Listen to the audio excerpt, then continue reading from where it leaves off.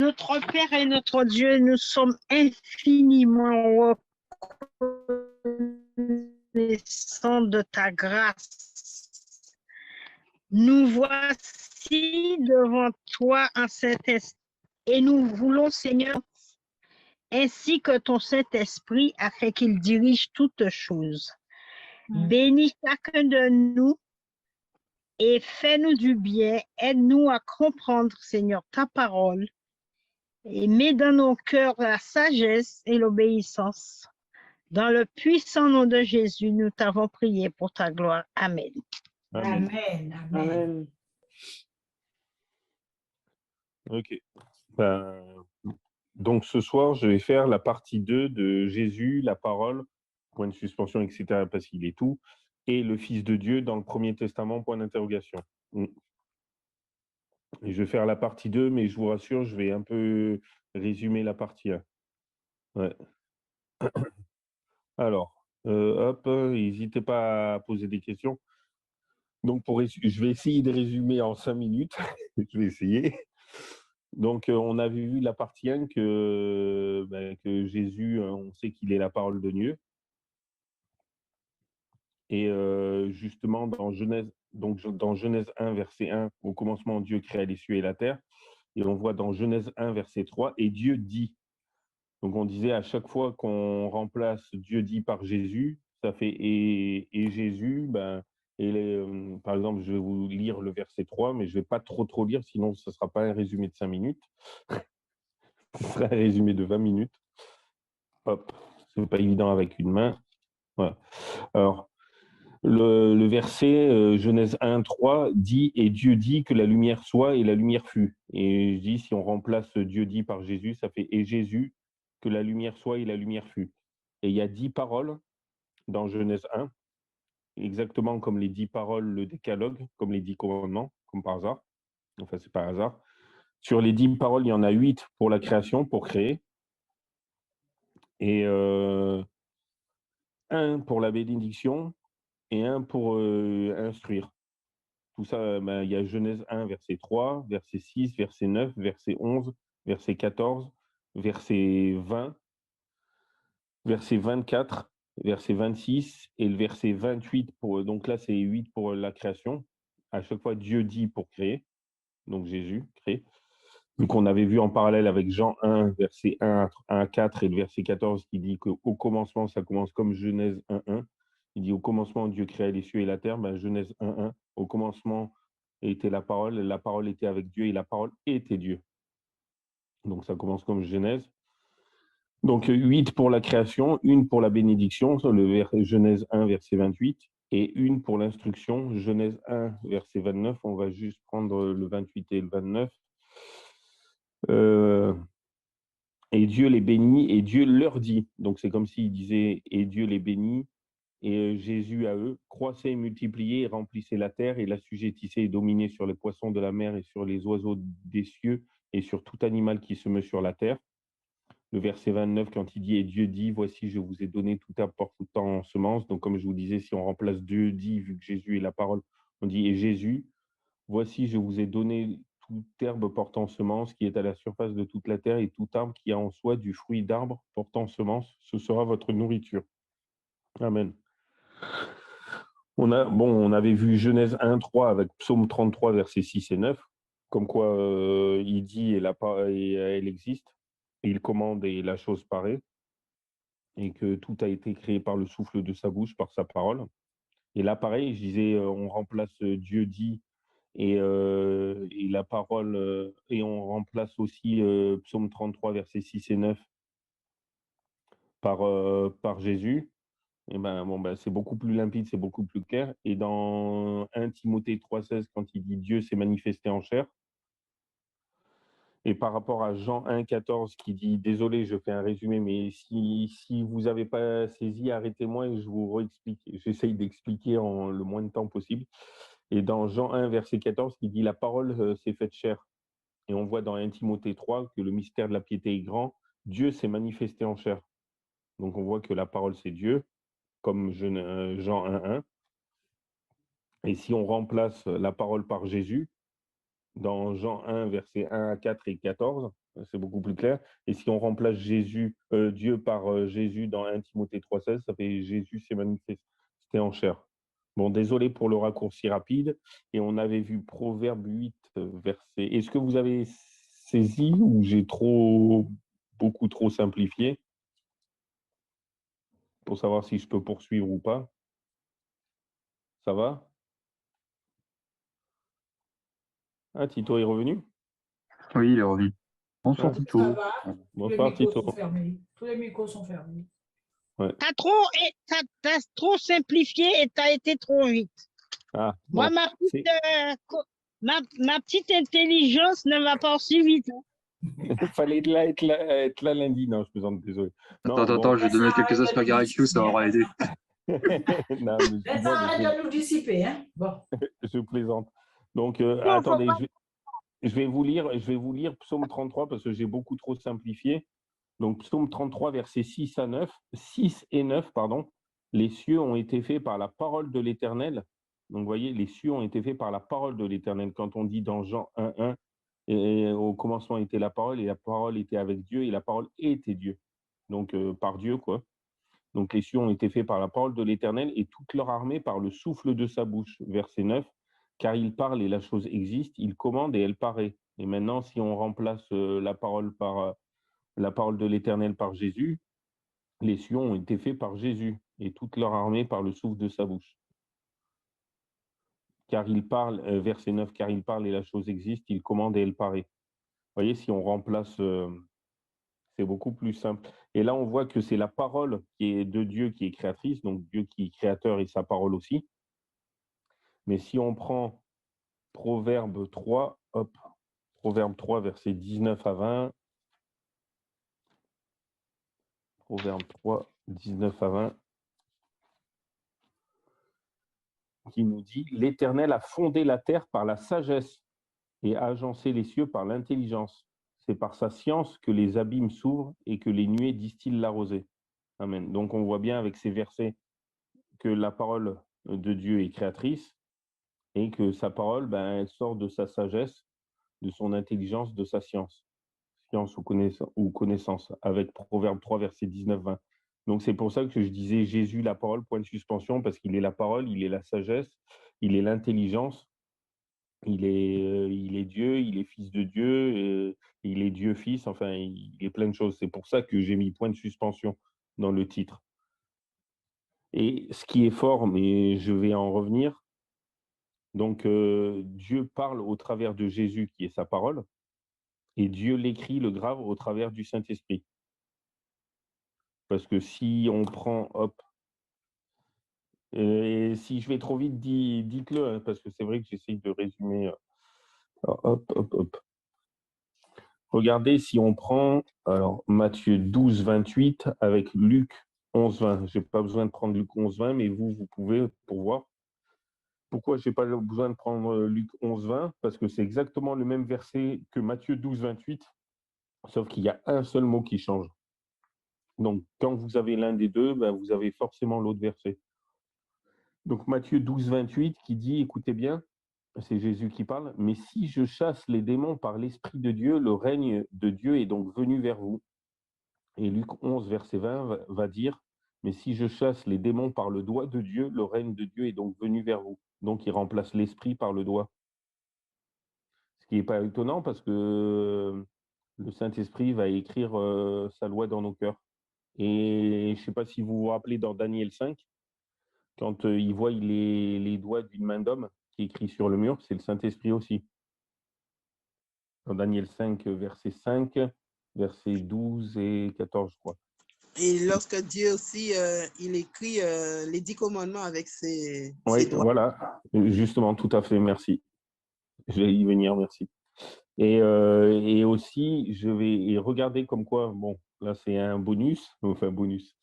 Écoutez bien, Job, oui?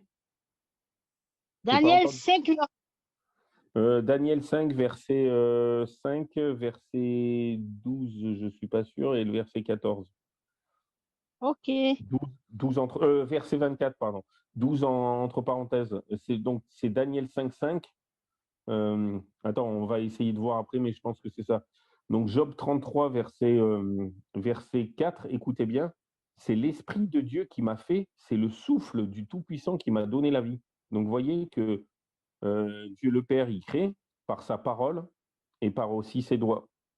Vu que le souffle du Tout-Puissant m'a donné la vie, on a bien vu que le doigt de Dieu, c'est l'Esprit de Dieu. Donc l'Esprit et doigt, l'Esprit, c'est la main. C'est pour ça que Yod, ça représente la main et ça représente Dieu, ça représente le Saint-Esprit aussi. Yod, la lettre de l'aleph bet, la 10e, qui est la plus petite. C'est pour ça que j'ouvre et je ferme une parenthèse.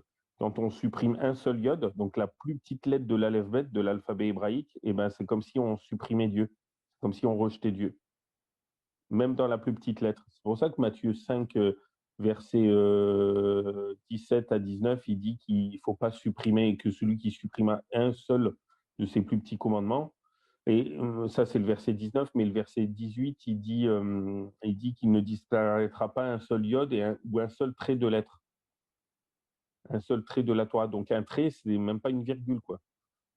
C'est même pas un point, donc il faut rien dire. Mais bon, l'homme... Bref, je ferme la parenthèse. Juste un truc, Jérémie 31, 33. Jérémie 31, 33. Jérémie 31, 33 nous dit, écoutez bien, mais c'est ici l'alliance que je traiterai avec la maison d'Israël. Après ces jours-là, dit l'Éternel, je mettrai ma loi au-dedans d'eux et je l'écrirai dans leur cœur et je serai leur Dieu, ils seront mon peuple. Amen, vivement. Et ça va avec 2 Corinthiens 3, 3. Ouais. 2 Corinthiens 3, 3. Hop. J'ai tellement de marque-pages, ma pauvre Bible, elle est un peu défoncée. Alors, 2 Corinthiens 3, verset 3. Car il est évident que vous êtes une lettre de Christ, due à notre ministère, écrite non avec de l'encre, mais avec l'Esprit de Dieu vivant, non sur des tables de pierre, mais sur les tables de chair, celles du cœur. Amen. Vous voyez, en fait, enfin, les trois. J'aime pas dire les trois, mais Dieu, Dieu, il va passer pareil. Il fait chaque chose. C'est un peu comme moi quand j'étais à mon travail, que mon cerveau pensait un truc, ma bouche le disait et ma main le faisait. C'est un peu comme ça que Dieu fonctionne, je pense. Et puis il nous a fait à son image, spirituelle, psychologique et physique, Père, Fils, Saint-Esprit. Bon, bref, je ferme la parenthèse, je ne vais pas m'étendre là-dessus. Il agit par son esprit. Oui, oui. Mais regarde, pour voir Daniel 5, attends, parce que je veux voir si je ne me suis pas trompé de verset, je pense que non, mais attends, Daniel 5, verset 5. À ce moment-là, on vit sortir les doigts d'une main d'homme, et ils écrivaient vis-à-vis du chandelier sur l'enduit de la muraille du palais royal, et le roi vit cette partie de main qui écrivait. Et le verset 12. Parce qu'on trouva en lui Daniel, que le roi avait nommé Belshazzar, un esprit extraordinaire et de la connaissance et de l'intelligence pour interpréter les songes, expliquer les énigmes et résoudre les questions difficiles. Que Daniel soit donc appelé et il donnera l'interprétation. Ouais. Bon, et le verset 24, c'est alors qu'a été envoyé de sa part cette partie de main et que cette écriture a été tracée. Ouais, donc on voit cette partie de main ou la main, ça représente le Saint-Esprit. Alors, hop. Alors, et juste, je vais relire le Proverbe 8 avec vous, parce que c'est surtout le texte de base ce soir. Et est-ce que vous avez des questions, en fait? C'est vrai que... Non, pas spécialement pour moi. Écoutez bien le Proverbe 8 à nouveau, je vais vous lire du verset 22 à 36. Alors, l'Éternel m'a possédé dès le commencement de ses voies, avant qu'il fît aucune de ses œuvres. J'ai été établi depuis l'éternité, dès le commencement, ça parle de la sagesse, mais comme on a vu avec Proverbe 3, versets 19 à 20, que la sagesse, l'intelligence et la science de Dieu, c'est comme sa parole, elle est créatrice aussi. Donc, si Jésus est la parole et que sa sagesse, il a créé par sa sagesse, il est aussi sagesse et l'intelligence et la science de Dieu. Alors, l'Éternel m'a possédé dès le commencement de ses voies avant qu'il fît aucune de ses œuvres. J'ai été établi depuis l'éternité, dès le commencement, dès l'origine de la terre. J'ai été engendré lorsqu'il n'y avait point encore d'abîme, ni de fontaine riche en eau. J'ai été engendré avant que les montagnes fussent assises et avant les coteaux, avant qu'il eût fait la terre et les campagnes et le commencement de la poussière du monde. Donc, ça veut dire avant le tout premier atome. Quand il agençait les cieux, j'y étais. Quand il traçait le cercle au-dessus de l'abîme, quand il fixait les nuages en haut, quand il faisait jaillir les fontaines de l'abîme, quand il imposait à la mer sa loi, afin que ses eaux n'en franchissent pas les limites, quand il posait les fondements de la terre, alors j'étais auprès de lui, son ouvrière, j'étais auprès de lui, donc co-créateur. J'étais ses délices de tous les jours et je me réjouissais sans cesse en sa présence. C'est surtout le verset 31 qu'on va un peu approfondir. Celui-là, je trouvais ma joie dans le monde et sur la terre et mon bonheur parmi les enfants des hommes. Maintenant donc, mes enfants, écoutez-moi, heureux ceux qui garderont mes voies, écoutez l'instruction pour devenir sage et ne la rejetez point. Heureux l'homme qui m'écoute, qui veille à mes portes chaque jour et qui garde les poteaux de l'entrée de ma maison, car celui qui me trouve la vie et obtient la faveur de l'Éternel. Mais celui qui m'offense fait tort à son âme. Tous ceux qui me haïssent aiment la mort. Amen. C'est costaud à la fin. Et donc, le verset 31, vous allez me dire, bon, je ne peux pas tout vous redire l'explication des autres parce que sinon, ça serait la partie 1 bis. Mais le verset 31, quand il dit « Je trouvais ma joie dans le monde et sur la terre et mon bonheur parmi les enfants des hommes ». Est-ce que vous avez quoi comme autre version chez vous, du Proverbe 8, 31, à part Osterwald? Je crois qu'il explique un peu mieux Louis II pour une fois. Ça fait partie l'un des rares versets où je préfère Louis II, je crois. Proverbe. Vous avez quoi dans vos versions, Proverbe 8, 31, vous? Ah oui, vous voyez, moi, Proverbe 8, 31 dans Louis II. Alors, verset 30, j'étais à l'œuvre auprès de lui et je faisais tous les jours ses délices, jouant sans cesse en sa présence. Et verset 31, jouant sur le globe de sa terre et trouvant mon bonheur parmi les fils de l'homme. Ouais, c'est ça. Ouais, c'est Louis II, 1910. 8-31. Ouais. Proverbe 8. Et Chouraki, je ne sais pas ce Euh, qu'il dit. Ouais, je veux pas. 8-31. J'étais- Parce que moi, j'ai un outil qui rassemble un tas de versions, je pourrais te dire. Ah oui. Euh, Je vais mettre le ventilo, j'ai trop chaud. alors, du coup, c'est. Pour la David Martin, il dit Je me réjouissais en la partie habitable de sa terre, et mes plaisirs étaient avec les enfants des hommes. Je Et change moi, juste un mot. Ouais. alors, moi, c'est. Attends. C'est Crampon. Alors, Hein. lundi 31. Ah, Jouant salut sur le, Niki, j'avais pas vu. ça, Ouais. jouant sur le globe de sa terre et trouvant mes délices parmi les enfants des hommes. Ouais, c'est ça, merci. Donc, trouvant mes délices, et il y en a qui disent, comme quoi, Jésus, il est venu plusieurs fois, entre guillemets, incognito.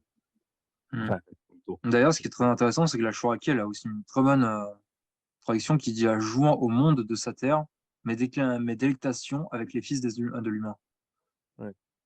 Pas rien. Et regardez, rappelez-vous, donc, avec tous les versets qu'on a vus, bon, je ne peux pas trop approfondir, mais vous avez vu, Jésus est la parole de Dieu, vu qu'au commencement était la parole, et la parole était avec Dieu, et la parole était Dieu. Vous êtes d'accord avec moi? Donc, imaginez, mais là, ça serait, à mon avis, un travail gigantesque, mais imaginez qu'à chaque fois que vous voyez Dieu dit ou l'Éternel dit, vous remplacez par Jésus. ça fait beaucoup, je peux vous dire. Vu On qu'il peut est le la parole de remplacer Dieu. aussi par amour, hein, Eric. Comment? On peut remplacer aussi Dieu par amour. Ah bah oui, là, ouais.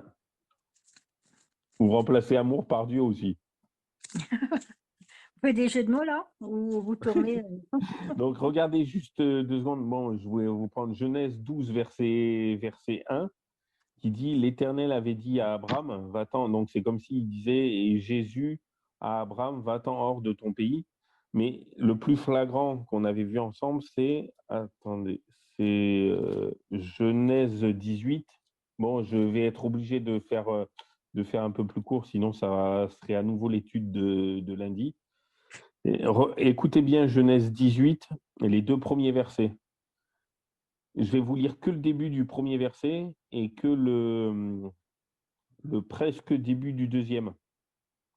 Puis l'Éternel apparut à Abraham, et voici 3 hommes étaient debout devant lui.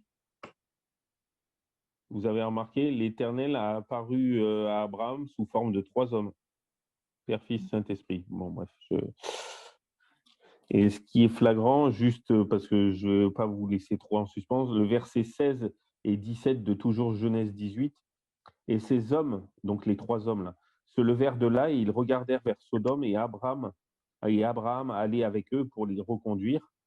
Et l'Éternel dit au singulier, cacherai-je à Abraham ce que je vais faire, alors qu'ils sont 3 hommes.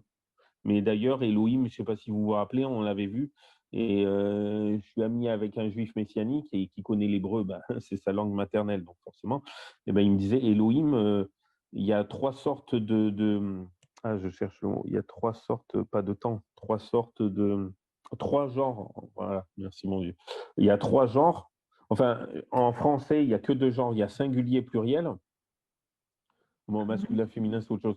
Mais il n'y a que singulier et pluriel, tandis qu'en hébreu, il y a 3 genres. Il y a singulier, pluriel duo et pluriel 3 ou plus. Et bien, Elohim, c'est un pluriel 3 ou plus qui est à la fois singulier. C'est comme si ça voulait dire, je vais vous le marquer dans le chat, enfin dans le chat, je me mets à parler c'est comme si c'était... Tu viens du youtubeur maintenant. Voilà, c'est comme si, regardez, c'est comme si Elohim, ça voulait dire Dieu, mais avec un 3 au milieu. Dieu 3 en un, quoi. Donc, il est à la fois pluriel 3 ou plus et singulier. Donc, c'est chaud, quoi. Donc, Dieu, vous remplacez le E par le 3 et c'est comme si Elohim, ça voulait dire ça. Avec un 3 au milieu. Oui, où j'en étais. Ah oui, donc verset 16 et verset 17, je vous les lis. Ensuite, c'est le verset 22 et 23 et 33. Et écoutez bien toujours de Genèse 18. Alors ces hommes, toujours les 3, partant de là, allèrent vers Sodome, mais Abraham se tint encore devant l'Éternel. Vous voyez, les 3 font encore l'Éternel. Et Abraham s'approcha et dit, feras-tu périr aussi le juste avec le méchant? Il ne lui parle pas au pluriel. Hein. Feras-tu, il ne dit pas ferez-vous, alors qu'ils sont 3, mais bon, bon, bref. Et le verset 33 maintenant, et l'Éternel s'en alla quand il eut achevé de parler à Abraham, et Abraham retourna en sa demeure. Vous voyez, c'est quand on dit 1 Timothée 3,16, que je vais vous le lire, je ne vous ai pas lu tout à l'heure, mais 1 Timothée 3,16, quand on dit le mystère de la piété est grand, c'est vrai qu'on doit l'accepter. Pourquoi Jésus nous dit soyez comme des petits-enfants? Parce que le petit-enfant, il écoute ses parents sans chercher à comprendre. Et c'est pour ça qu'il nous dit cherchez pas à comprendre. Donc je voudrais faire une parenthèse. Hein? Les petits-enfants d'avant. Ouais, oui, c'est clair. Parce que maintenant, c'est un peu différent. Oui, c'est vrai, tout à fait. Mais... D'ailleurs, ça me fait penser à un truc, Eric, ce que tu as dit. Ouais. Parce que tu vois, là, à Abraham, il était apparu sous forme de 3 hommes, tu vois. Mais Abraham l'a quand même reconnu. Ouais, bah oui. Ouais, et ça me fait penser notamment à ce qui je crois que c'était Tito qui en avait parlé, c'était Jacob, de souvenir. Ouais. Dans Genèse. Ouais, de souvenir quand il se battait, tu vois, avec un homme, et que cet homme-là, justement, lui disait... justement, attends, dis pas trop, parce que je vais y venir après. Dis pas trop. Donc, oui, je sais qu'on l'a vu un peu la dernière fois, mais je suis obligé de revenir un peu dessus. Et écoutez bien 1 Timothée 3,16. Et de l'aveu de tous, le mystère de piété est grand. Dieu a été manifesté en chair. C'est pour ça que je préfère Osterwald, parce que Louis II va dire celui-ci a été manifesté en chair. Et celui-ci, ça ne veut rien dire. Enfin, ça veut rien dire. Alors que le terme grec, c'est théos. Et théos, ça veut dire Dieu chez moi. Et de l'aveu de tous, le mystère de piété est grand. Dieu a été manifesté en chair, justifié par l'Esprit, vu des anges, prêché parmi les gentils, cru dans le monde. Les gentils, c'est les non-juifs, les païens. Cru dans le monde, élevé dans la gloire. De quoi tu as mis? Ouais. Et ouais, c'est clair. Mais ça prouve que tu as bien écouté la leçon d'avant. Non, je plaisante. Alors, maintenant, Ah oui, donc que je voulais dire pourquoi Jésus nous dit soyez comme des petits-enfants, parce que les petits-enfants, ils écoutent ses parents sans réfléchir, et malheureusement, les théologiens, surtout de maintenant, ben, ils veulent comprendre. Mais Dieu ne nous demande pas de comprendre, il nous demande d'obéir, d'écouter et d'obéir. Le temps qu'on perd pour réfléchir, pour comprendre, ouais, mais là, Dieu, il a dit ça, peut-être parce que ça, non. Ce qui n'est pas marqué dans la Bible, on ne va pas épiloguer dessus, on ne va pas parler dessus. Il faut être 100% biblique, sola scriptura. Et les théologiens d'aujourd'hui, eh ben, j'ouvre et je fais une parenthèse très rapidement, désolé, enfin, je vais essayer rapidement. Les pasteurs et théologiens des années 70-80, ils étaient, non seulement ils citaient la Bible, c'était génial, mais beaucoup de fois, et on reprochait même presque trop, mais bon, pour moi, c'est jamais trop. Et en plus, ils citaient, alors ça c'est trop fort par contre, ils citaient des curés, mais écoutez bien la suite hein, avant de me lapider, ils citaient des curés et des pasteurs protestants dimanchistes pour dire, regardez, ils ont tort. Tandis que là maintenant, le pasteur et le théologien adventiste, déjà il va moins citer la Bible qu'avant, et en plus il va citer des curés catholiques et des pasteurs dimanchistes, des pasteurs protestants dimanchistes pour dire, ah regardez, là il a raison. Alors qu'avant, ceux des années 80, bah, c'était pour réfuter. Et ceux des années 80, ils étaient fondamentalistes et conservateurs, tandis que maintenant, ils sont libéraux, voire progressistes. C'est encore pire, progressiste. Bon, bref, je ferme la parenthèse, désolé. Mais d'ailleurs, tu sais, Oui. quand tu vois, en fait, parce que les gens, tu vois, ils cherchent trop à comprendre dans la parole, mais en fait, réellement, tu n'as qu'un seul truc à comprendre, c'est que Dieu, tu vois, est tout-puissant, s'il te dit de faire ça, Bah c'est juste que oui. tu n'as pas à calculer, en fait. C'est seulement la chose que tu dois comprendre, en fait, que tu dois dire, Non, mais j'hallucine, lui qui est ouais. parfait, nous qui sommes imparfaits, qui sommes-nous pour le contester? Ouais, mais les théologiens, ils croient tout connaître. Ça y est, j'ai fait de la théologie. Ah, c'est bon, Eric, on est bon pour faire la théologie, tu vois, aller à Collonges, prophétiser là-bas. Ouais, c'est ça, Non, prophétiser, mais ouais, c'est c'est sûr. vraiment ça. Moi, je le vois aujourd'hui, les pasteurs. Alors donc, et on avait parlé de Melchisédek, mais je ne vais pas y revenir. Mais justement, je vais revenir avec Genèse 32, versets 24 à 32. Attendez, Genèse 32. Le ventilateur, il me fait tourner les pages. Mais si je ne mets pas le ventilateur, j'ai trop chaud. Genèse 32. Hop. Verset 24. Il est où le 24? Ah oui. Or, Jacob demeura seul, et un homme, c'est marqué, un homme lutta avec lui jusqu'au lever de l'aurore. Et quand cet homme vit qu'il ne pouvait le vaincre, il toucha l'emboîture de sa hanche, et l'emboîture de la hanche de Jacob fut démise pendant qu'il luttait avec lui. Et cet homme lui dit, laisse-moi aller, car l'aurore est levée. Mais il dit, je ne te laisserai point aller que tu ne m'aies béni. Et il lui dit, quel est ton nom? Et il répondit, Jacob, qui veut dire supplanteur, je vous rappelle. Alors il dit, ton nom ne sera plus Jacob, mais Israël, qui signifie qu'il lutte avec Dieu.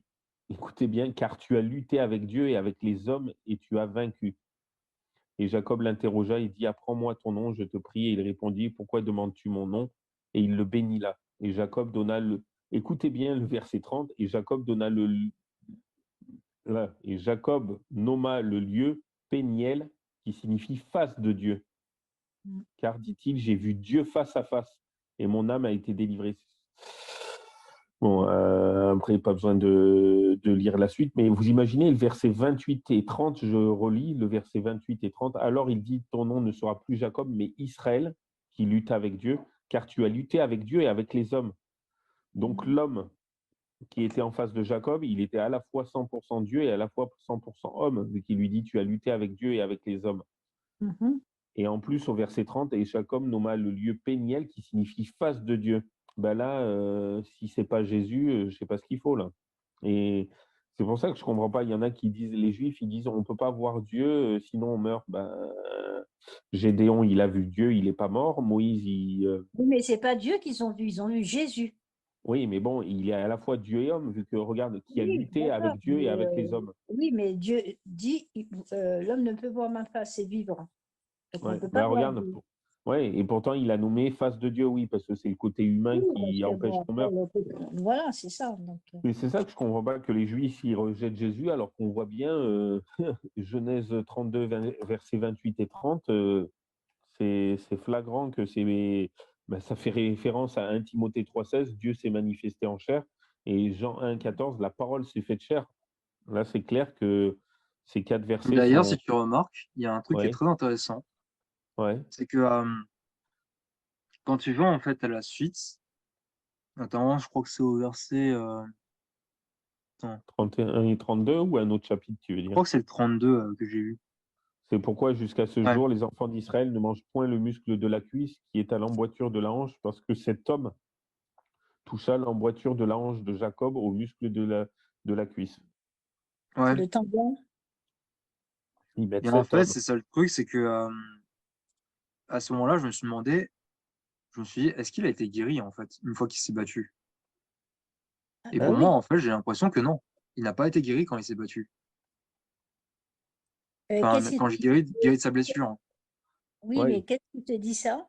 Parce que le fait qu'on dit que la voiture de sa hanche était démantelée, je sais pas, ouais, ben, c'est c'est pas démise. vraiment ça, mais bon, Oui, ouais, voilà. fut démise pendant qu'il luttait avec lui. Et l'emboîture de la hanche de Jacob fut démise. Au verset 25, Mm. la Ouais, fin du 25. donc Pendant après, on ne peut qu'il... pas savoir. Après, ils n'en parlent pas. Ils n'en parlent pas. Mm. Donc voilà. Par Ouais, rapport c'est à clair. Paul, Mm. lorsqu'il a demandé la guérison de son œil, ben, quand même, Ah non, il n'a pas été guéri, ça, bien sûr, ouais. Ouais, bah oui, c'est sûr. Dieu lui dit, ma grâce te suffit, tu vois. Donc, il n'y a aucun Ouais, verset qui dit s'il a été guéri ou pas. On peut pas. ouais, Mm. C'est des suppositions, tu vois, mais bon. ouais, c'est clair, Oui, ça reste. c'est clair. Alors, pour en revenir, donc n'hésitez pas à poser des questions si vous en avez. Donc là, on va continuer sur... ça va, bon, j'ai entremêlé avec le sujet de ce soir aussi. Sinon, ça fait au moins 30 minutes de résumé presque. Non, mais j'ai aussi dit des nouvelles choses. Alors, Genèse 35, verset 1 nous dit, et Dieu dit à Jacob, lève-toi, monte à Béthel et demeure-y et fais-y un autel au Dieu qui t'apparut lorsque tu fuyais de devant Isaïe ton frère, sachant que Béthel, Beth, ça veut dire maison, et elle, Dieu, donc ça veut dire maison de Dieu. Et regardez, si on fait et Dieu dit, si on remplace Dieu dit par la parole ou par Jésus, et la parole à Jacob, lève-toi, et Jésus à Jacob, lève-toi, monte à Béthel, etc. Ça fait, je peux vous dire, je me suis amusé à compter. Après, j'ai vite arrêté. Mais Dieu dit, il y en a énormément, hein. Donc, quand on dit que Jésus est la parole, bon, là, vous allez me dire, c'est pas flagrant, mais je vais surtout vous dire ce que je ne sais plus parler. C'est grave. Ce qui est flagrant. Et en fait, est-ce que vous avez des questions? Je ne vais pas trop vite. Est-ce qu'on ne peut pas le remplacer aussi par Jéhovah Jireh? Euh, Ça, c'est Jéhovah Jireh, ça veut dire l'éternel pouvoir. C'est Oui, quand non, il va sacrifier son fils Isaac, Abraham. Mais Jéhovah, ouais, par ouais, c'est rapport à vrai que c'est dans Bethel, Osterwald, mais ça me gêne parce que c'est pas. Hein? Le fait qu'il monte à dit lève-toi, monte à Bethel et là Moi, c'est par ouais, moi, je préfère dire. Il y a certaines versions qui vont dire Yahweh, Yahweh Jireh ou Jéhovah Jireh. Mais moi, je préfère dire Yod et Vavé Jireh. Yod et Vavé, c'est YHWH en prononciation à l'hébreu. Je préfère dire YHWH parce que Dieu, j'ai demandé à Dieu, il m'a convaincu dans aucune manière. C'est sûr que c'est pas Jéhovah et je crois pas que c'est Yahvé non plus, mais Yahuwah, j'ai un doute aussi. Donc aussi bien, c'est aucun des trois. Mais sinon, je penserais plus pour Yahuwah des trois. Yahweh, non. Mais Yahuwah, encore, ça me gêne, c'est pas tout à fait le U au milieu, sachant que c'est un W. Bon, bref. Enfin, je sais pas. Donc, comme je sais pas le Après, comme je t'ai dit, prononcer. le U, c'était la prononciation à l'anglaise, hein. C'est juste Ouais, je au niveau sais. Ouais, phonétique mais que c'est indiqué. justement, c'est hébreu, donc faut pas le prononcer à l'anglaise, faut le prononcer en Non, mais hébreu. c'est pour en fait, c'est pour le côté phonétique, pour que ça arrive à se lire, tu vas parfaitement à l'anglais. C'est pour ça, Ouais, tu vois. ouais. C'est Bon, juste, en fait, c'est après, juste pour la phonétique et vraiment l'écriture, vraiment. mais tu vois, quand j'ai demandé à Dieu, il avait l'air de me dire, t'as pas à savoir ça. Bon, concentre-toi pas sur ça. Donc, je vais pas dire ce que je sais pas. Je peux vous parler que ce que je sais. Alors, Hop, mince, ah voilà. Ah, mais décidément, ce ventilo. Alors, C'est bien, il t'aide, hein. oui, mais il me fait tourner les pages alors que je l'avais mis à la page et puis je commence à lire le truc, puis je dis, mais non, c'est pas ça. Forcément, il m'a tourné la page. Ben, mets un livre par-dessus. C'est bien, il me fait de. Ouais, je vais mettre la main par-dessus, comme ça, avant qu'il soulève la main, ce sera autre chose. Donc, Genèse 46, versets 1 et 2, mais c'est surtout le verset 2. Et Israël partit avec tout ce qui lui appartenait et vint à Beersheba et offrit des sacrifices au Dieu de son père Isaac. Et Dieu parla à Israël dans les visions de la nuit et il dit, Jacob, Jacob, et il répondit, me voici. Là aussi, si on remplace Jésus par Dieu par là et Jésus à Israël dans les visions de la nuit, et Jésus, Jacob, Jacob, etc. Mais c'est pas ça que je voulais voir avec vous, c'est hop, un ventilateur. Bah oui, mais je tiens mon téléphone d'une main et l'autre main, je tourne les pages, mais quand je soulève la main, c'est pas évident. Alors, voilà, voilà. Et est-ce que vous avez des questions déjà? C'est vrai que je continue, mais J'ai des moustiques. vous avez des moustiques? Oui. Je me fais bouffer, là. Ouais, Et bah, Niki, non. il y a des moustiques.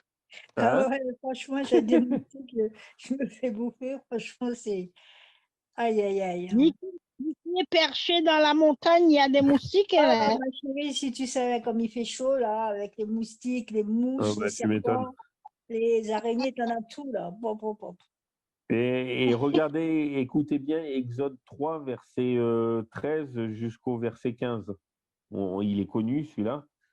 Et Moïse dit à Dieu, voici, j'irai vers les enfants d'Israël et je leur dirai, le Dieu de vos pères m'a envoyé vers vous. Mais s'ils me disent quel est son nom, que leur dirai-je? Je reviendrai sur le verset 13 parce que ça me fait penser à Proverbe 30, verset 4.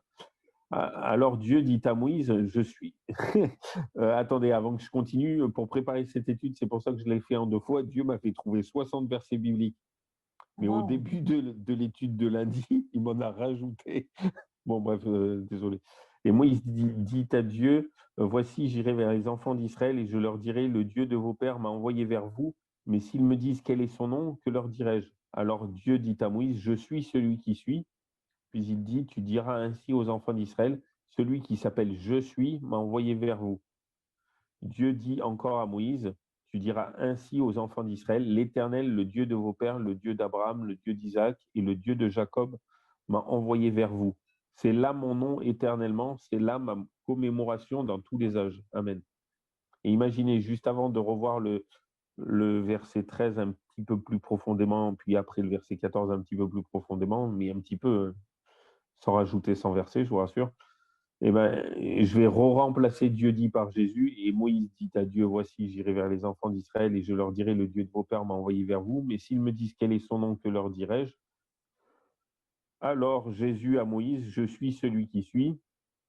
Puis Jésus, tu diras ainsi aux enfants d'Israël, celui qui s'appelle Je suis m'a envoyé vers vous. Jésus encore à Moïse, tu diras ainsi aux enfants d'Israël, l'Éternel, le Dieu de vos pères, le Dieu d'Abraham, le Dieu d'Isaac et le Dieu de Jacob m'ont envoyé vers vous. C'est là mon nom éternellement, c'est là ma commémoration dans tous les âges.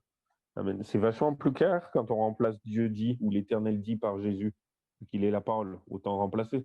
C'est comme à chaque fois que je vois vie, moi, ou chemin, je remplace par Jésus, vu qu'il est le chemin, la vérité et la vie, et vérité aussi.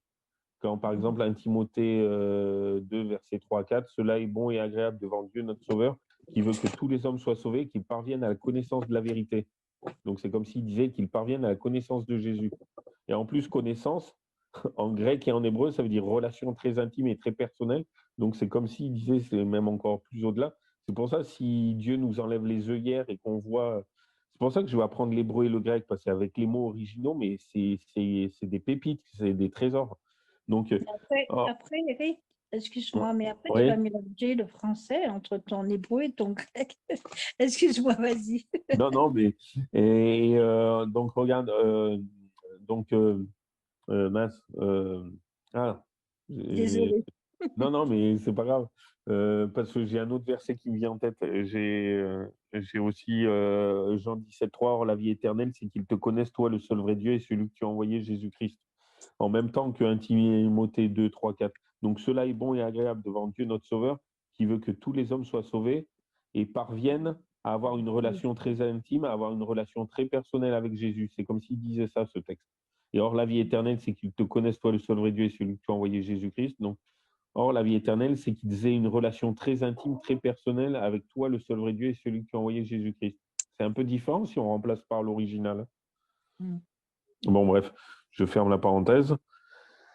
Donc, pourquoi je vous disais, Exode 3, verset 13, ça me fait penser à Proverbe. Attendez, je vais mettre un marque-page parce que ce ventilateur, avec Proverbe 30, verset 4, qui est énorme. Quand les Juifs ils disent mais Dieu il n'a pas de fils, ben vous leur balancerez Proverbe 30, verset 4, et je pense que ça va bien les calmer. Alors, Proverbe. Ventilateur. Proverbe 30, verset 4. Ouais, mais si je l'arrête, j'ai trop chaud. Et si j'ouvre la fenêtre pour avoir de l'air, les moustiques coquent à moi. Je parle en créole réunionnais. Alors, Proverbe 30, verset 4. Qui est monté aux cieux ou qui en est descendu? Qui a assemblé le vent dans ses mains? Qui a serré les eaux dans sa robe? Qui a dressé toutes les bornes de la terre? Quel est son nom et quel est le nom de son fils? Le sais-tu? Quel est le nom de son fils? Oui, mais pour certains, ils te disent que c'est une abomination parce que Dieu n'a pas de fils. Ouais, ben, Proverbe 30, verset 4, et je peux même te sortir d'autres versets. Et regarde, et tu peux leur dire, et tu fais quoi de Genèse 18, 1 à 2, 16 à 17, 22 à 23 et le verset 33? Tu leur diras, explique-moi ces versets, et tu verras ce qu'ils te disent. Mais pas grand-chose parce qu'ils vont toujours trouver des... Ouais, ouais, et tu leur dis Elohim, ça veut dire quoi? Et puis s'ils sont honnêtes, puis tu sais que c'est un pluriel 3 ou plus et à la fois singulier, puis ils vont dire tiens, tu connais l'hébreu, toi. Ils seront un petit peu étonnés, je pense. Nous Hein? sommes les fils de Dieu, hein? Nous sommes quoi? Les filles et les fils de Dieu. Ah bah oui, ouais, c'est clair. Ouais, C'est pour c'est ça sûr. que Dieu a des enfants. Ah bah oui, c'est sûr. Il dit, il répondit et leur dit, parce qu'il vous est donné de connaître les mystères du royaume des cieux, mais cela ne leur est point donné. Amen. Ça, Et ça c'était me fait... pour tout au début quand on a Ouais. parlé. Ah ben je le vois que maintenant, désolé. Mais ça me fait penser à Amos 3.7. C'est pour ça qu'il ne faut pas mettre de versets avec moi, ça me fait penser à d'autres versets. Amos 3.7, où le Seigneur l'Éternel ne fait rien sans avoir révélé son secret à ses serviteurs les prophètes. Puis après, le verset 8, on ne cite jamais, le lion rugit qui n'aurait pas peur, et l'Éternel parle qui ne prophétiserait. Ouais. C'est énorme. Amos 3, 7 et 8, ils sont énormes ces versets. Alors, pour revenir à Exode 3, versets 14 et 15, alors Dieu dit à Moïse, je suis celui qui suis. Puis il dit, tu diras ainsi aux enfants d'Israël, celui qui s'appelle Je suis m'a envoyé vers vous. Dieu dit encore à Moïse, tu diras ainsi aux enfants d'Israël, l'Éternel, le Dieu de vos pères, le Dieu d'Abraham, le Dieu d'Isaac et le Dieu de Jacob m'a envoyé vers vous. C'est là mon nom éternellement, c'est là ma commémoration dans tous les âges. Amen. Et ça m'a fait penser, à Jean 8, verset 58, mais il y a aussi le verset 28 qu'on dit jamais, mais je ne sais pas si dans la Osterwald, il le dit le 28. Des fois, c'est rare, mais des fois, je préfère la Louis II ou Martin ou une autre, mais c'est rare. Hein. Eric, comment tu fais pour retenir des versets? C'est Dieu qui me les envoie et puis là, je les note aussi. Hein. D'accord. Non, parce que tu regardes dans tel verset tout de suite, clac, clac. Donc, vous voyez, ça m'a fait, ça, là, ce que vous voyez à l'écran, ça me fait 3 heures de... Parce que chaque verset me renvoie à un autre. Vous voyez, j'écris très mal. Ah ouais. Mais là, je commençais à écrire un verset, puis Dieu m'en met une autre en tête. Hein? Ah ouais, c'est bien, tu as ton... Mais après, tout le reste, c'est dans la tête. C'est Dieu qui me le met au fur et à mesure. Donc, et je prépare l'étude, et ça vient au fur et à mesure les deux, en fait. Et tu vois, quand Ah ben oui, c'est vrai. verset, ça me rajoute un ou deux autres versets qui va appuyer son verset. Alors, Jean 8, verset 28, Et Jésus leur dit, lorsque vous aurez élevé le Fils de l'homme, alors vous connaîtrez qui je suis. C'est exactement le même je suis que si on prend je suis celui qui suis. Si on met les deux en hébreu, si on met le Jean 8 en hébreu, ben, c'est exactement le même je suis que Exode 3, 14, 15. Et si on met l'Ancien Testament en grec, c'est-à-dire la Septante, eh ben, c'est exactement le même je suis aussi. Donc vous connaîtrez qui, en plus, vous connaîtrez, donc vous aurez une relation très intime, très personnelle que je suis et que je ne fais rien de moi-même, mais que je dis les choses comme mon père me les a enseignées. Donc il n'est pas contraire à son père, normal. Et c'est comme si je vous disais que vous étiez en contradiction avec vous-même, que votre spiritualité était en contradiction avec votre psychologie. Alors Jean 8, verset 58. Jésus leur dit, en vérité, je vous le dis, avant qu'Abraham fût, je suis. Et là aussi, je suis. Mais par contre, ce que j'aime pas dans la YouVersion et aussi dans la Strong, ils ont pris l'une des seules Osterwald qu'il fallait pas. Ils ont pris la 1881. Et si vous regardez à Jean 8, 58 dans la 1981, ils vont mettre Jésus leur dit en vérité, je vous le dis, avant qu'Abraham fût, j'étais.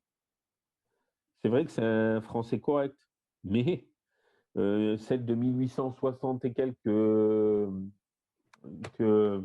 Vincent m'avait fait l'avance, que j'ai remboursé, et ben c'est bien marqué je suis. Celle de 1996 que j'ai sous les yeux, c'est bien marqué je suis. J'en ai regardé plusieurs versions d'Osterwald et il n'y en a que 2 ou 3 qui disent j'étais et il faut qu'ils mettent celle-là dans la Strong. Alors que j'étais, c'est vrai que c'est en français, c'est correct. Comme un grec, c'est correct. C'est comme si je disais avant que Vincent fût, j'étais, ce qui est correct.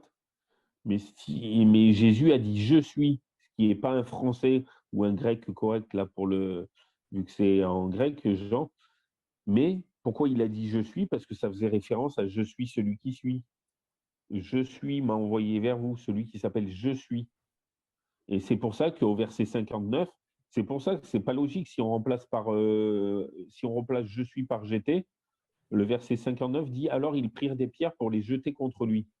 Mais Jésus se cacha et sortit du temple, passant au milieu d'eux, et ainsi il s'en alla. Et pourquoi il voulait jeter des pierres? Parce qu'il blasphémait, parce qu'il disait qu'il était Dieu. Et s'il dit j'étais, c'est pas le je suis. Je suis, c'est vraiment le nom de Dieu. Donc c'est clair que si on change, si on met la conjugaison est correcte pour j'étais, mais le mot n'est pas correct parce que justement, pourquoi il le lapiderait au verset 59? J'étais, ça veut juste dire qu'il est vieux, que c'est un être céleste, mais pas. Tandis que le je suis, ça veut dire, c'est comme s'il disait je suis Dieu. Je suis le je suis de Moïse. Donc forcément, il voulait le lapider. Parce que tu peux pas, un homme ne doit pas se déclarer être Dieu. Et pourtant, dans Genèse 32, on a bien vu que Jacob, il s'est battu contre un homme qui était Dieu et homme à la fois, c'est-à-dire Jésus. Bon, bref, je ferme la parenthèse. Maintenant, hop, je ne sais pas si vous avez des questions. Oui, je regarde l'heure, ouais, c'est bon. Hop. Alors, juge. Et est-ce que vous avez des questions, Los amigos? Non? Bah, Oui? Ah, je croyais que tu en avais. mais, Oui? en fait, je voulais dire quand c'est Jacob qui s'est battu, c'est Job ou Jacob qui s'est battu avec Jésus Oui? Oui, Oui? et, il a gagné. et il a gagné, mais c'est parce que Jésus voulait qu'il gagne. Ah bah Ah oui, ben oui, Jésus bien voulait. sûr, bien sûr, parce bien qu'en sûr. moins de deux, en moins de deux, il aurait mis par terre s'il avait. Ouais, c'est Bien clair. sûr. Mais vous C'est imaginez, ça. merci, ça me fait penser à un truc, merci d'avoir dit cette note, ça me fait penser à un truc. Vous imaginez, c'est comme si on le comprenait à l'époque d'aujourd'hui, pourquoi nous sommes l'Israël spirituel? Parce que ça veut dire qu'il lutte avec Dieu. Donc dès l'instant qu'on lutte avec Dieu, ben, nous aussi, il peut nous appeler l'Israël. Tu parlais de Jacob quand je dis qu'il a lutté avec Ah oui, voilà, Jésus. merci. Oui, vous voyez, quand on me perd, parce que quand Dieu il me met des idées, après, si on me coupe la parole ou si après je perds le fil. Et comme ça, c'est des versets que j'ai pas notés, ben ça risque de pas revenir. Donc Mhm. oui, quand Jacob il lutte avec Dieu, c'est un peu comme si, vous voyez, attends, parce que je veux pas paraphraser. Attendez, 32, Genèse 32.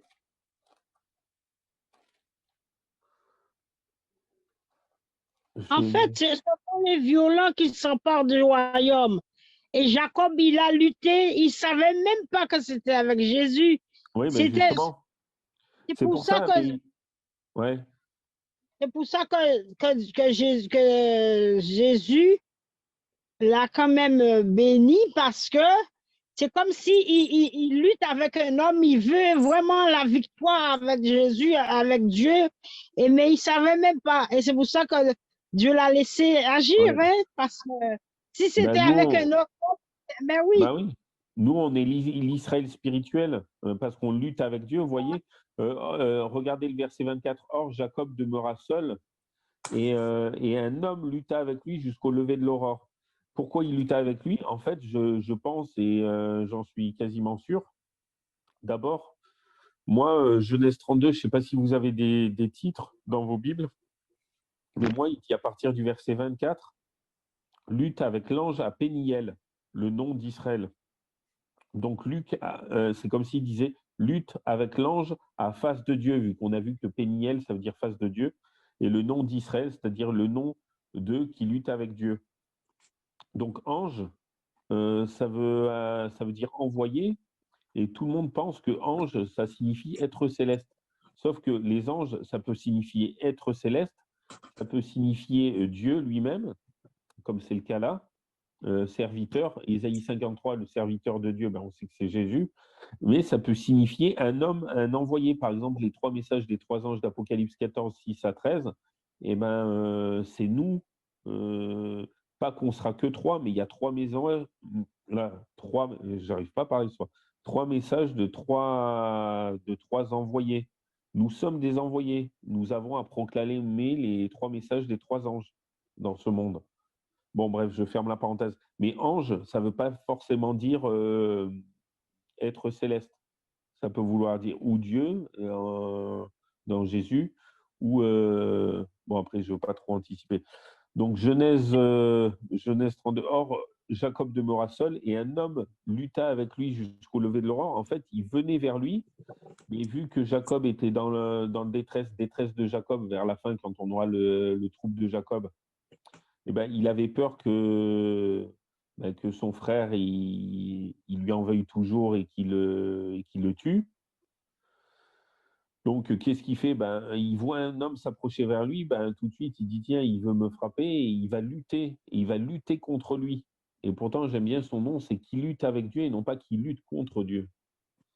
Mais vous voyez, il croyait bien faire. C'est comme nous, dans nos détresses, on va vouloir lutter contre Dieu alors que Dieu, il vient nous soutenir, nous épauler, nous consoler. Et lui, il venait pour le soutenir, le consoler, et l'autre, il a cru qu'il venait pour l'agresser, donc il a lutté et il a persévéré en luttant jusqu'au matin. Et quand il a Ouais, vu, c'est des questions, des fois, je me Quelque pose. part, quelque part, il a vu, il savait pas que c'était Jésus, mais il savait quand même quelque part que c'était quelqu'un qui pouvait lui demander ben, de il a le vu que bénir. c'était un être céleste au moment où il Mais a oui, touché. Vous voyez, où l'homme, quand il dit, et quand cet homme vit qu'il ne pouvait le vaincre, parce qu'il le laissait faire, il toucha, hein, pas frappa, il toucha. Et j'ai regardé dans la Strong, c'est bien touché, c'est pas effrolé, mais il toucha, donc il frappa pas, il toucha l'emboîture de la hanche, et sa hanche fut démise. Donc il a bien vu, tiens, quelqu'un me touche, et hop, j'ai un os qui se C'est des euh, boîtes, hein. il voit que c'est surnaturel, il voit que c'est pas un homme. Donc là, je pense que, bon, le texte ne le dit pas, mais imaginez, vous luttez avec un homme, et puis vous n'arrivez pas à le vaincre, mais lui non plus, il n'arrive pas à vous vaincre. Donc vous dites, ah, on est à force égale, et d'un coup, il vous touche seulement, mais il vous déboîte la hanche. Donc vous vous dites, mince, ça veut dire que ah, mais depuis tout ce voilà. temps, ça veut dire que depuis tout ce temps, en une seconde, il aurait pu nous mettre par terre. Et il C'est l'a pas ça. fait. Donc vous vous dites, ben, c'est un être céleste, c'est un ange, mais il ne pense pas que c'est Dieu lui-même. Et après, quand il lui dit, tu t'appelleras Israël, qui lutte avec Dieu, car tu as lutté avec Dieu et avec les hommes, ben là, il se rend compte qu'il a lutté avec Dieu, quoi. Que Dieu, Mais oui. et il est venu 100% Dieu et 100% homme. Mhm. Ça doit faire bizarre. Hein. Ah ben oui, c'est sûr. Hein. Bon, Juge 6, désolé si on veut avancer, ouais, je vais finir vers 30-35. Donc Genèse 6, versets 11 et 12, qui dit, c'est sur Gédéon, puis l'ange de l'Éternel vint, donc l'envoyé de l'Éternel, et là souvent il y en a qui disent, ouais, mais ça ne veut pas dire que c'est Jésus, ben, écoutez bien la suite, puis l'ange de l'Éternel vint et s'assit sous le térébinthe d'Ophra, qui appartenait à Joas, l'Abiézérite, désolé, et Gédéon, son fils, battait du froment dans le pressoir pour le soustraire aux Madianites. Et l'ange de l'Éternel lui apparut et lui dit, vaillant guerrier, l'Éternel est avec toi. Bon, et Gédéon lui dit, hélas, mon Seigneur, si l'Éternel est avec nous, pourquoi donc toutes ces choses nous sont-elles arrivées, etc., etc. Mais écoutez bien la suite, c'est le verset 14. Et l'Éternel tourna sa face vers lui et lui dit, et l'Éternel, vous voyez, donc on voit que l'ange de l'Éternel, c'est l'Éternel. Donc l'envoyé de l'Éternel, donc ange, ça veut dire envoyé, évangélion. Pas évangélion, c'est du grec là, donc en hébreu, je ne sais plus. Donc, vous imaginez, l'ange de l'Éternel, c'est l'Éternel, vu qu'on voit au verset 14, et l'Éternel tourna sa face vers lui et lui dit, va avec cette force que tu as et délivre Israël de la main des Madianites, n'est-ce pas moi qui t'envoie? Donc, vous imaginez la perle, la pépite qu'ils ont, les Juifs, ils voient l'ange de l'Éternel lui apparu et ils voient l'Éternel lui dit. Donc, ça veut dire que l'ange de l'Éternel est l'Éternel. Bon, bref. Et justement, le verset 16, toujours de Juge 6, et l'Éternel lui dit, parce que je serai avec toi, tu battras les Madianites comme un seul homme. C'est juste, t'as dit? Ouais, Juge 6, versets 11, 12, 14 et 16. Ah, j'étais dans Genèse, c'est pourquoi je ne comprenais pas. Non, Juge, pardon. J'ai peut-être mal dit. Et écoutez bien le verset 22 à 24, qui sont là encore plus flagrants. Là, c'est costaud, écoutez bien. Et Gédéon vit que c'était l'ange de l'Éternel, et il dit, hélas, Seigneur éternel, car j'ai vu l'ange de l'Éternel face à face. Mais l'Éternel lui dit, voyez, là, c'est flagrant, l'ange de l'Éternel, c'est l'Éternel. L'envoyé de l'Éternel, c'est l'Éternel, vu que ange, ça veut dire envoyé. Mais l'Éternel lui dit, sois en paix, ne crains point, tu ne mourras pas. Et Gédéon bâtit là un autel à l'Éternel et l'appela Yod Evavé Shalom, qui signifie l'éternelle paix. Il existe encore aujourd'hui à Ophra des Abiézérites. Donc vous imaginez, c'est flagrant. Il est partout, Jésus, dans l'Ancien Testament. Mhm. Et le verset 25, or, dans cette même nuit, l'Éternel lui dit, prends le jeune taureau de ton père et un second taureau de 7 ans et démolis l'autel de Baal qui est à ton père et coupe l'emblème d'Ashéra qui est au-dessus, Ashéra ou Astarté, selon les versions. Mais bon, c'est énorme. Et est-ce qu'on a le temps? Oui, c'est bon. Alors, j'ai encore juste... Ah, pour une fois, j'aurais pile prévu, peut-être. J'aurais pile prévu, donc 1, 2, 3, 4. 4 petits textes. 4 tout petits, de 2 ou 3 versets. Donc, j'aurais même le temps. Du coup, je voulais te dire par rapport à l'ange, parce que du coup, je cherche de mon côté. Ouais. Alors, l'ange, ça veut dire en hébreu, du coup, tu as plusieurs termes. Tu as Abagta, qui veut dire heureux, prospère. Tu as aussi Ebeuk, je sais pas comment ça se dit, qui veut dire mangeoire crèche. Abir, qui veut dire puissance, vaillance des hommes des anges. Uel, qui veut dire Uel, ciel, qui veut dire Uel, volonté de Dieu. Du coup. Ouais. Et tu as notamment Uri, qui est aussi ardent en lumière. Enfin, il y a énormément de traductions de ce que veut dire ange, en fait. Uri, ça me fait penser à la femme d'Uri, Ouais, Bathsheba. Et oui, là, il tient. Ouais. Mais ouais, pour te dire, en fait, sur ce mot-là exactement, tu as 260 termes qui existent. Ouais, non mais... Donc, ouais, tu m'étonnes. Donc, regardez avec moi le psaume 2. Donc, le psaume 2, je vais vous lire le verset 2 jusqu'au verset 7, puis 11 à 12. Alors, psaume 2, verset 2 à 7, parce que le premier verset dans Mausterwald, c'est le titre du... Chez certains, ça sera... Non, c'est pas le titre, ouais, je confonds avec le psaume 3. Oui, des fois, il y a un décalage. Des fois, si je vous dis psaume 2, verset 2, bon, là, c'est vraiment le verset 2.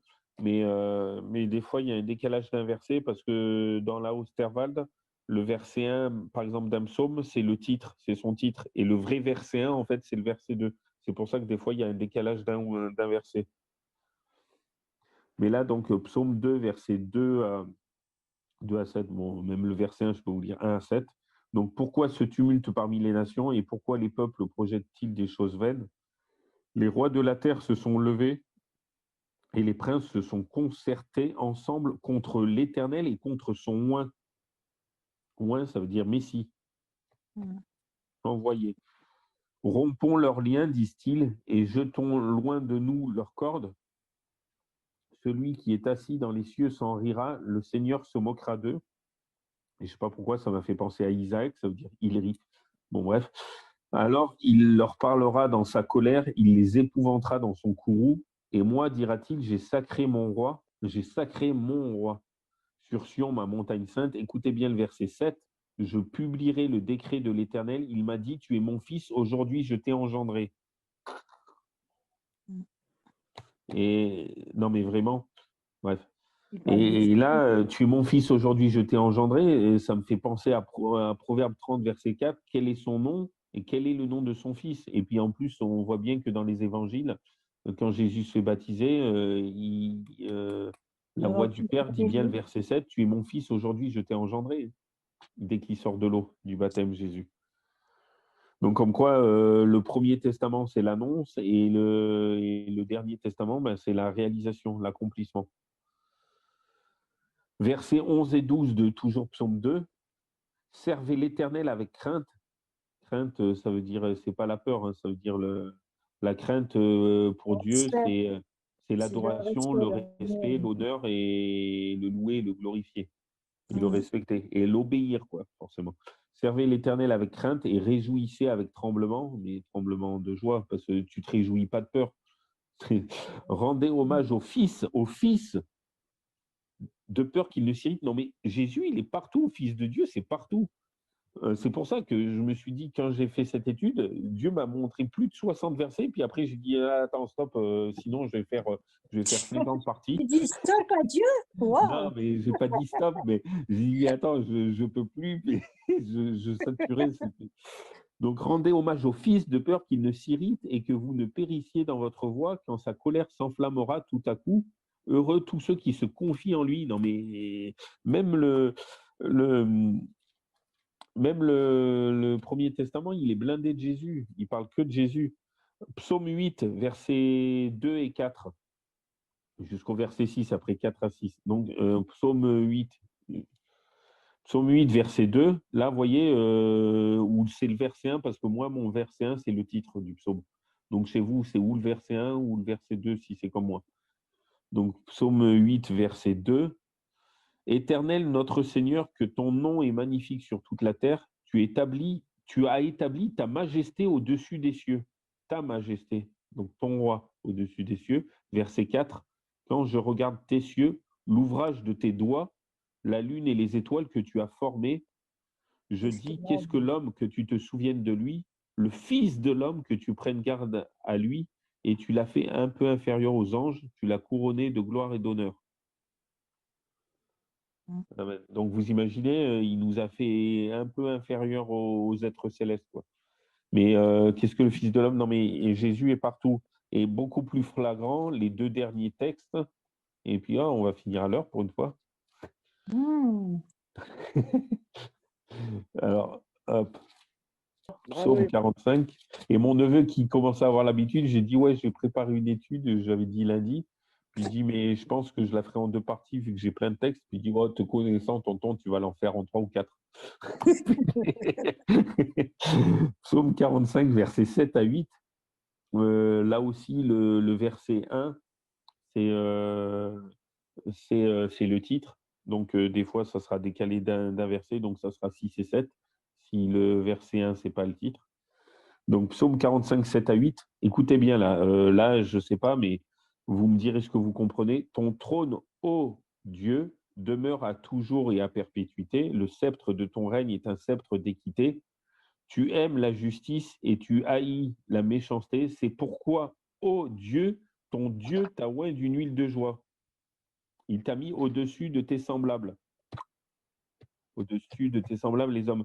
Donc vous imaginez, il dit Dieu, ton Dieu t'a oint d'une huile de joie. Donc, tiens, il y a deux dieux. Non, c'est pas deux dieux, c'est... Bon, bref, c'est pas le sujet, mais vous imaginez? Et ça, c'est répété dans Hébreux 1, versets 6 à 8. Attendez. Si, désolé, il y a un verset qui m'est venu en plus, mais je pense que ça sera... Il n'y en aura pas 150.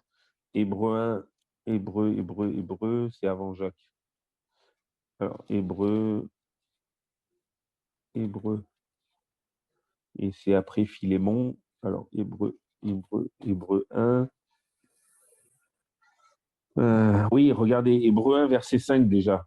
Car auquel des anges Dieu a-t-il jamais dit, tu es mon fils, je t'ai engendré aujourd'hui. Donc on voit bien que c'est plus qu'un ange. Et encore, je serai son père, il sera mon fils. Écoutez bien la suite. Et encore, quand il introduit sur la terre le premier-né, il dit que tous les anges de Dieu l'adorent. Alors qu'il dit qu'on doit adorer Dieu seul. Ça ne prouve pas que Jésus est Dieu, ça aussi. Et quant aux anges, il est dit, il fait de ses anges des vents et de ses ministres des flammes de feu. Mais quant au Fils, ô Dieu, ton trône demeure au siècle des siècles. C'est exactement les deux versets de Psaume 45 que je vous ai lus, 7 et 8. Et le sceptre de ton règne est un sceptre d'équité. Tu as aimé ta justice et tu as aimé l'iniquité. C'est pourquoi, ô Dieu, ton Dieu t'a oint d'une huile de joie au-dessus de tes semblables. Amen. C'est énorme. Et maintenant, le dernier, c'est Psaume 110. Tac, tac, tac. Mais il y en a plein, quoi. Il y aurait tellement à dire sur Psaume 110. Psaume 110. Bien sûr, je suis allé trop loin, comme d'habitude. Psaume 110, je suis dans Proverbe. Voilà, Psaume 110. Alors, Psaume 110, ventilateur, stop. Alors, Psaume 110, c'est le verset 4, mais c'est surtout, ou le verset 7, mais déjà, je vais vous lire le verset 4. Alors, Psaume 110, verset 4, l'Éternel l'a juré et il ne s'en repentira pas, point, pardon. Tu es sacrificateur à toujours selon l'ordre de Melchisédek. Et donc, maintenant, je vais vous relire 1 à 7. Alors, Psaume 110, 1 à 7, Psaume de David, l'Éternel a dit à mon Seigneur, assis-toi à ma droite jusqu'à ce que j'ai fait de tes ennemis le marchepied de tes pieds. L'Éternel étendra de Sion ton sceptre puissant. Domine, dira-t-il, au milieu de tes ennemis. Ton peuple sera un peuple de franche volonté au jour où ton armée sortira dans une sainte pompe. Ta jeune milice sera devant toi comme la rosée naissant du sein de l'aurore. L'Éternel l'a juré, il ne s'en repentira point. Tu es sacrificateur à toujours selon l'ordre de Melchisédek. Le Seigneur est à ta droite. Il écrasera les rois au jour de sa colère. Il exercera la justice parmi les nations. Il remplira tout de mort. Il écrasera le chef qui domine sur un grand pays. Il boira au torrent dans le chemin. C'est pourquoi il relèvera la tête. Amen. Vous imaginez, quand il dit le Seigneur est à ta droite, donc il parle à Dieu. Donc le Seigneur est à ta droite. C'est comme si on dit, si je dis Niki est à la droite de la sagesse ou la sagesse est à la droite de Niki, ben, ça veut dire Niki est la sagesse ou la sagesse est Niki. En hébreu, quand on dit à la droite, ça veut dire qu'il est. Donc quand on dit que Jésus est à la droite, pourquoi ils ont voulu, quand Étienne, il dit je vois le Fils de l'homme à la droite du Père, à la droite de Dieu. Ben, c'est comme s'il disait je vois le Fils de l'homme être Dieu. Et c'est pour ça qu'ils l'ont lapidé. Donc, nous, à la droite, ça ne veut rien dire, mais si je dis je vois l'intelligence à la droite de Vincent, ben, ça veut dire l'intelligence égale Vincent ou Vincent égale intelligence. Et ça veut clairement, en nous, en français, ça veut rien dire. Que dire que de pleine vérité. Quoi? T'as dit quoi? Tu n'as fait que dire la vérité. Ah, t'as Non, des mais- ailes, Vincent. Non, mais vous imaginez, donc c'est un truc de ouf, quoi, quand même. C'est un truc de ouf. C'est quelle Ouais. somme tu lisais là? Parce que j'ai. Le psaume 110. Mais oui, mais tout à l'heure là, tu as lu. 1 à 7. Ah, tout à l'heure, oui, c'était 1,7, mais c'est. Et sinon, tout à l'heure, c'était Psaume 45, versets 7 et 8.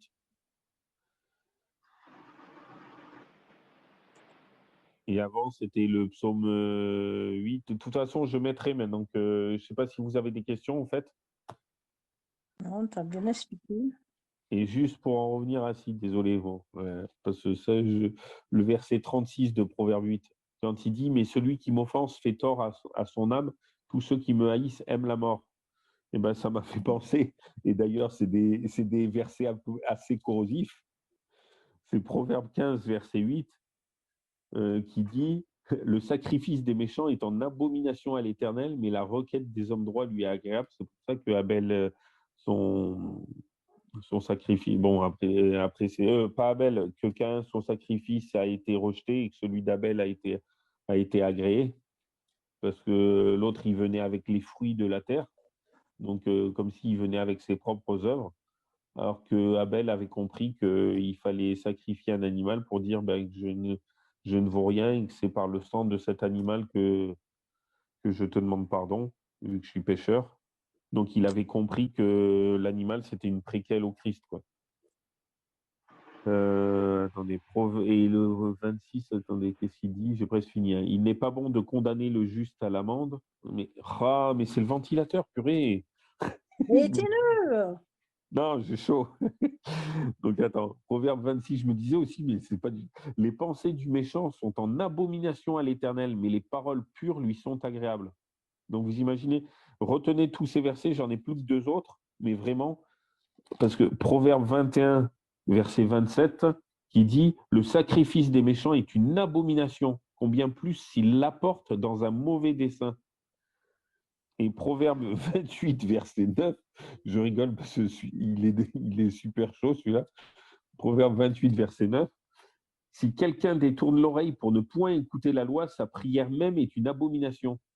Et moi, ça me fait penser, je finis en beauté, enfin en beauté. Donc retenez, je vais vous le relire parce qu'il est trop fort celui-là. Donc si quelqu'un détourne l'oreille pour ne point écouter la loi, écouter, ça veut dire Mettre en l'entendre et y pratique. obéir. Ben oui. Sa prière même est une abomination. Et ça me fait... Hein? Obéir à la loi. Ouais. Et ça me fait penser à Matthieu 7, versets 21 à 23, mais que je vais vous lire selon Chouraki, parce qu'elle est plus forte. Matthieu 7. Ah, je trouve tout de suite. Merci, mon Dieu. Matthieu 7, 21 à 23. Donc, retenez, je vais vous relire une dernière fois. Donc, Proverbe 28, 9. Si quelqu'un détourne l'oreille pour ne point écouter, donc pour ne point obéir à sa loi, sa prière même est une abomination. Donc, tous ceux qui rejettent la loi de Dieu, leur prière est une abomination envers Dieu. Il est costaud ce verset. Et écoutez bien, Matthieu 7, versets 21 à 23. Tous ceux qui disent Adonai, Adonai, c'est-à-dire Seigneur, Seigneur, n'entrent pas au royaume des ciels. Je vous lis sous Chouraki, hein. Mais seulement celui qui fait le vouloir de mon Père des ciels. Nombreux me diront en ce jour, Adonne, Adonne, je veux dire Seigneur, Seigneur aussi. N'est-ce pas en ton nom que nous avons été inspirés, c'est-à-dire que nous avons prophétisé, en ton nom que nous avons jeté dehors des démons, en ton nom que nous avons fait de nombreux prodiges, alors je leur déclarerai, jamais je ne vous ai connus, retirez-vous de moi, fauteur de non-Torah, de non-loi. Quand ils disent les chrétiens d'aujourd'hui, la loi est abolie. Ben, fauteur de non-Torah, de non-loi. Et vous imaginez, jamais je ne vous ai connu. Donc c'est comme s'il disait, jamais je n'ai eu de relation très intime, très personnelle avec vous. C'est costaud, hein. Il leur dit, retirez-vous de moi.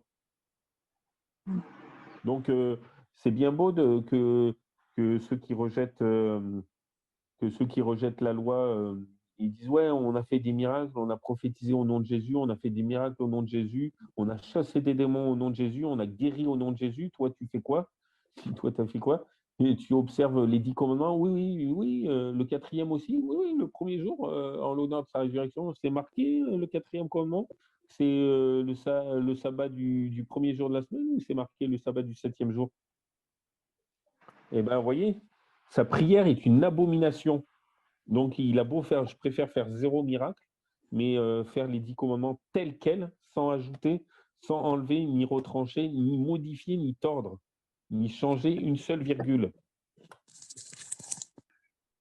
Ah bah Père, merci pour tout ce que tu fais chaque jour. Merci de cette étude. Merci de cette grâce que tu nous as donnée, que tu nous fortifies dans ton chemin, Père, et que Tu nous aides à garder tes commandements, tes ordonnances et la foi de ton Fils aussi, hein. Que nous ne fermons pas la porte à ta parole, ni même à ce que tu nous enseignes, mais qu'elle reste ouverte et que tu puisses entrer comme un bon te semble, Père, et que tu viennes souper dans notre âme, Père, car tu dis justement que tu es le chemin, la vérité et la vie, que nul ne vient au Père que par toi.